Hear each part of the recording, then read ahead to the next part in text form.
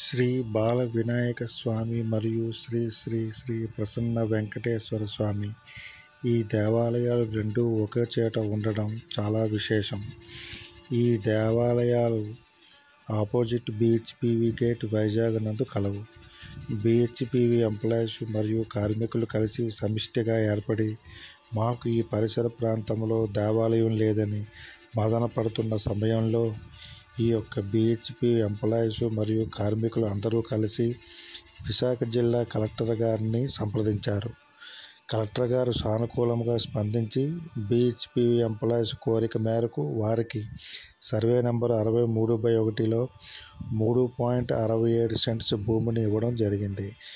బీహెచ్పీ employees అందరూ కొంత ధనమును కూడబెట్టుకుని వారు ఒక నిర్ణయంకు వచ్చి 1976 సంవత్సరం ఫిబ్రవరిలో భీష్మ ఏకాదశి రోజున శ్రీ బాల వినాయక స్వామి విగ్రహాన్ని ప్రతిష్ఠించారు.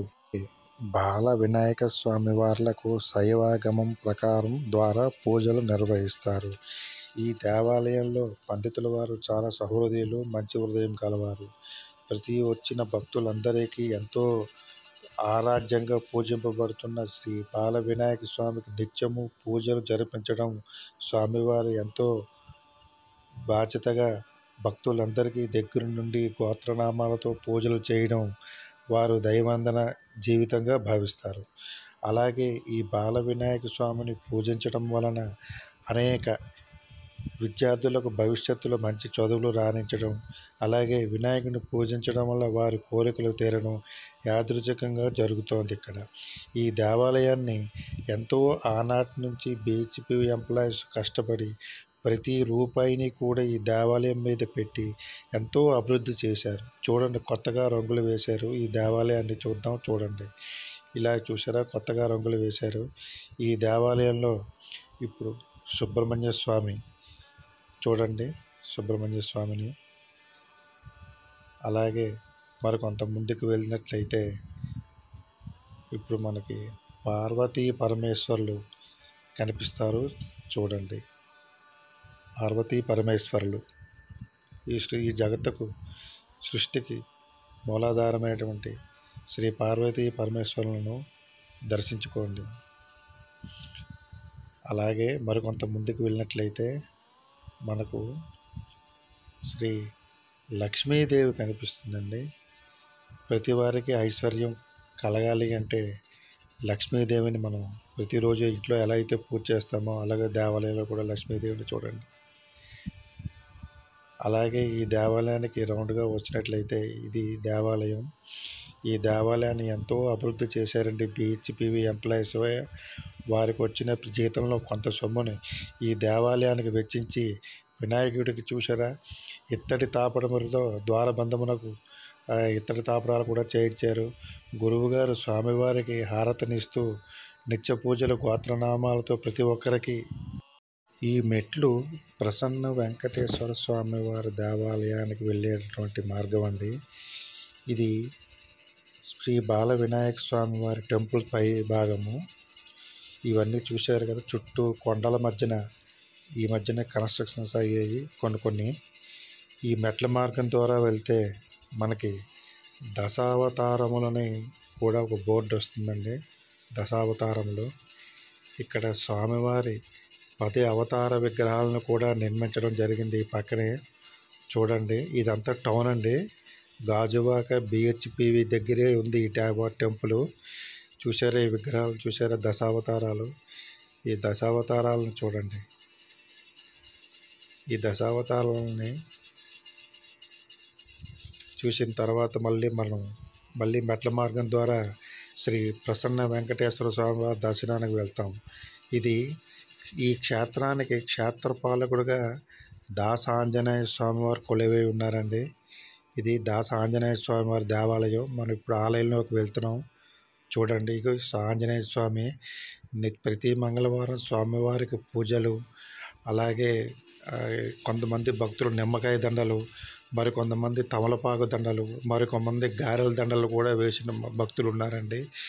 ఈ దేవాలయం చుట్టూ పరిసర ప్రాంతాలు ఇంకా అభివృద్ధి చేస్తున్నారు. ఇది సరస్వతీదేవి విగ్రహం. ఇది దాస ఆంజనేయ స్వామికి గుడికి, ప్రసన్న వెంకటేశ్వర స్వామి గుడికి మధ్యలో ఉందండి. చుట్టూ చెట్ల మధ్యన సరస్వతీదేవి. ఎవరైనా విద్యార్థులు సరస్వతీదేవికి మొక్కున్నట్టయితే చదువులో బాగా రాణిస్తారు. ఇది మనం శ్రీ శ్రీ ప్రసన్న వెంకటేశ్వర స్వామి గుడికి వెళ్ళే మార్గం అండి. మనం ఇప్పుడు మెట్లెక్కి వెళ్తున్నాం. చూద్దాం రండి. ఇగో ఆ తిరునామం, శంకు చక్రాలు చూడండి స్వామివారివి. ఇలా వస్తున్నట్టయితే కుడివైపు తిరిగినట్లయితే చూశారు, ఇది దేవాలయం. ఇదంతా దేవాలయం చూడండి, ఎంతో అభివృద్ధి చేశారు. చాలా చక్కగా చూడండి ఎంత బాగా కట్టారో. ఈ దేవాలయం హైవేకి ఆనుకుని ఉంది. బిహెచ్పివి గేటుకి ఎదురుగా ఉందండి కొండ మీద. ఈ దేవాలయం ఎంతో ప్రశాంతంగా ప్రకృతికి ఎంతో ఆనందంగా ఉంటుంది. చక్కగా చల్లగా ఉంటుంది. ఇది ధ్వజస్తంభం, మిగతా భాగం మీదన ఉంటుంది. ఇది కొంతవరకే చూపించారు. రేకుల షెడ్లు వేసేయడం వల్ల మనకు కొద్దిగా కనిపిస్తుంది. ఇది ధ్వజస్తంభం చూడండి. 2014-15లో పునర్నిర్మాణం చేశారు అప్పట్లో ఈ ధ్వజస్తంభాన్ని కొంచెం. ఇది స్వామివారు అండి. చూడండి, స్వామివారికి విశేష పూజ జరుగుతోంది. భక్తులందరూ కూడా ప్రదక్షిణాలు చేస్తున్నారు. ఈ ప్రసన్న స్వామి వెంకటేశ్వర స్వామి ఆలయంలో 8 ప్రదక్షిణలు, 9 వారాలు, 108 రూపాయి కాసులు ముడుపు కట్టి గురువుగారి దగ్గర మంత్రోపదేశం తీసుకుని ప్రతిరోజు 9 సార్లు ఈ గుడి చుట్టూ ప్రదక్షిణ చేయాలండి. అలా 9 వారాలు చేయాలి. ఎవరైతే ఇలా ముడుపులు కట్టి 9 వారాలు లక్ష్మీ శ్రీ ప్రసన్న వెంకటేశ్వర స్వామికి నిత్యము ఇక్కడ ప్రదక్షిణ చేసినట్లయితే వాళ్ళ కోరికలు నెరవేరుతాయండి. అది ఎటువంటి సందేహం లేదు. అది గురువుగారే చెప్పి ఉన్నారు. దీని మీద మీకు లాస్ట్లో ఒక కళ్యాణం తాలూకు ఎలా చేయాలి ఏంటనేది ఒక కార్డు లాంటిది వస్తుంది, చూపించాను చూడండి భక్తులందరూ కలిసి. నేను కొంచెం చెప్పలేకపోవచ్చు, అది మీరు చదివి అర్థం చేసుకుని దాని ప్రకారంగా చేసుకున్నట్టయితే మీకు అన్ని సుఖాలు కలుగుతాయండి. ఆ వెంకటేశ్వర స్వామి అనుగ్రహం ఎప్పుడూ మీకు కలిగి ఉంటుంది. ఈరోజు నేను వెళ్ళిన రోజు శనివారం అండి. స్వామివారికి పూజ జరుగుతోంది. భక్తులందరూ ఎంతోమంది స్వామివారికి తిలకించరిస్తూ ఆ పూజని చూస్తున్నారండి. క్షమతత్వం శేషశైల శిఖాపతే అని శ్రీ వెంకటేశ్వర స్వామి వారికి చెప్పడం జరిగింది. ఇది కూడా చూడండి.